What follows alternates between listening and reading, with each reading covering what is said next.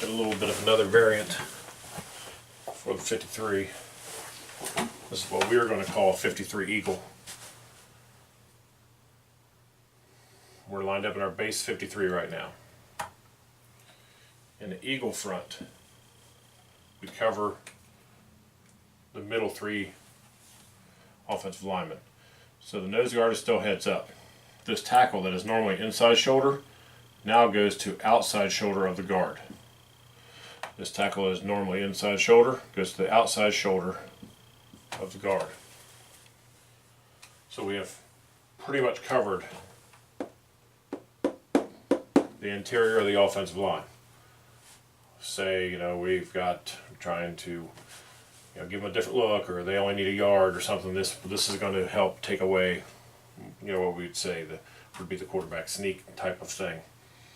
In a 53 Eagle, the nose's job is to push straight through his man, straight into the backfield. The tackles are going to work through the outside shoulder, trying to push their man in like this. So what we're doing is trying to get a big wash of bodies right here, taking away A gap, forcing them out to B or C. This backer is still reading and scraping. This end, nothing changes. Outside contain, outside contain. What this does do, this does put a little bit more on these backers now. Backers are normally scraping inside out with all holes covered. We now have potentially 1 and 2 gaps potentially open, B and C. So this backer is still reading inside out, but he's really keeping an eye on the BC area. Because as we're cramming the A gaps with bodies through the Eagle, if they do have any areas, if the defense is vulnerable in any areas, if everything goes to plan, it's going to be in the BC areas. So these linebackers are actually going to come up a little bit closer, and we'll figure this stuff out. And they are reading, instead of reading from A out, they are reading from B out.